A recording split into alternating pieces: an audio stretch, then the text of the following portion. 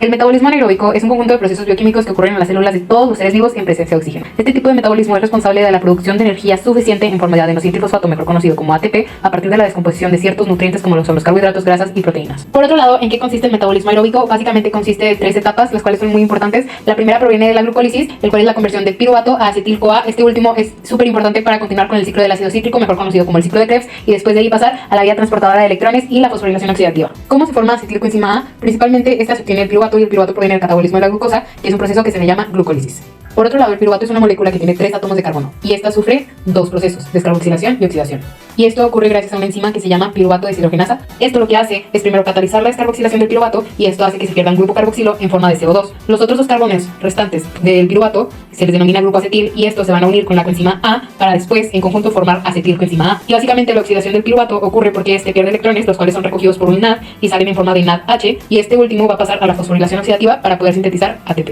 Después de obtener el acetilcoenzima A, pasamos al ciclo de Krebs, el cual consta de una serie de reacciones enzimáticas que están interconectadas y descomponen la glucosa y algunos otros sustratos metabólicos para liberar electrones y protones en el proceso. Esto ocurre en la matriz mitocondrial, que es la parte interior de las mitocondrias. El ciclo de Krebs consta de 8 enzimas reguladoras, las cuales se verán a continuación. Una vez obtenida la acetilcoenzima A gracias al piruvato, podemos dar inicio a la primera reacción del ciclo de Krebs, la cual es la condensación del oxalacetato con acetilcoenzima A, que da como resultado citrato, el cual está compuesto por 6 carbonos. Esta reacción se puede llevar a cabo gracias a la enzima citrato sintasa y se le denomina condensación, ya que se unen 2 moléculas. Por otro lado, por el sentido que vemos en las flechas, se le considera una reacción no reversible. En la segunda reacción tenemos que el citrato se convierte de una forma reversible en isocitrato por medio de una enzima aconitasa. Esta reacción se le denomina isomerización, y por medio de la deshidratación se forma un intermediario que se llama cis-aconitato, y es por eso que el citrato gracias a este puede pasar a isocitrato. En la tercera reacción, gracias a la enzima isocitrato deshidrogenasa, el isocitrato pasa a alfa-cetoglutarato a través de una descarboxilación, en donde el isocitrato pasa de 6 carbonos a 5 carbonos. Además produce NADH, el cual será crucial para la cadena de electrones. En la cuarta reacción, el alfa-cetoglutarato se descarboxila y pasa al succinil coenzima A, en donde el NAD oxidado sirve como aceptor de electrones y la coenzima A resecciona el grupo succinil. Esto sucede gracias a la enzima alfa-cetoglutarato deshidrogenasa. En la quinta reacción, el succinil coenzima A pasa a succinato gracias a la rotura del enlace tioéster de la succinil coenzima A. Esta rotura hace que se libere energía, esto quiere decir ATP o bien GDP. Gracias a esto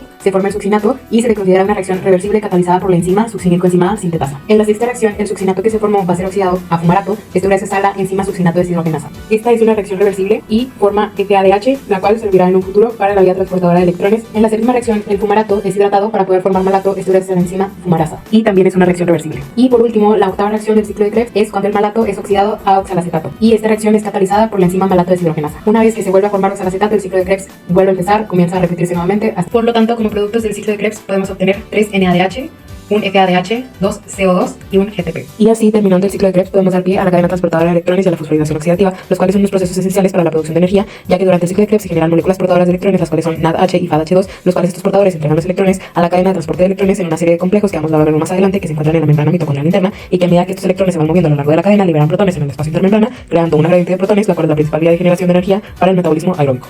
En primer lugar, también se encuentra el complejo 1 denominado NADH deshidrogenasa. El proceso comienza cuando por cada NADH que provienen de la glucólisis o del ciclo de Krebs llegan al complejo 1, se donan 2 electrones.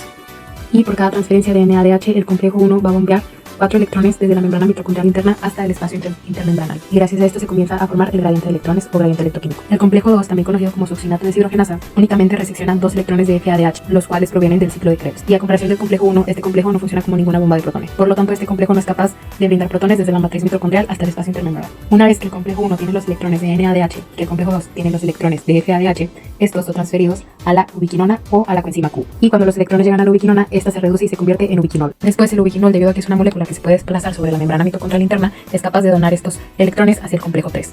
Una vez estos electrones son entregados en el complejo 3, este también es capaz de movilizar protones desde la membrana mitocondrial interna hacia el espacio intermembrana, al igual que el complejo 1. Y a este complejo 3 se le llama citocromo C reductasa. Después, los electrones del complejo C van a ser movidos a un complejo móvil llamado citocromo C. Después, el citocromo C va a transferir estos mismos electrones al complejo 4, también conocido como citocromo C oxidasa. Y este complejo 4 va a transferir estos mismos electrones al oxígeno. Esto ocurre gracias a que el oxígeno molecular primero se tiene que partir en 2, por lo tanto se divide en 2 átomos de oxígeno, y cada átomo de oxígeno va a recibir protones para finalmente formar una molécula de agua. Y finalmente, al igual que el complejo 1 y el complejo 3, el complejo 4 también va a ser capaz de enviar protones hacia el espacio intermembrana, pero no van a ser 4, en este caso solamente va a poder liberar 2 protones, debido a que los otros 2 son consumidos para poder formar la molécula de agua. En esta parte se aprovecha la gradiente de electrones generada para poder formar ATP. Esto gracias a que el complejo 1, 3 y 4 fueron los responsables de transferir protones hacia el espacio intermembrana, y así generando la gradiente de electrones. Pero para que estos electrones puedan regresar a la membrana mitocondrial, tienen que hacerlo a través de la ayuda de una proteína llamada ATP sintasa, y se le considera una turbina molecular que se mueve con el flujo de los protones, y conforme esta va girando se va sintetizando ATP, y por cada 4 electrones que pasen se forma un ATP.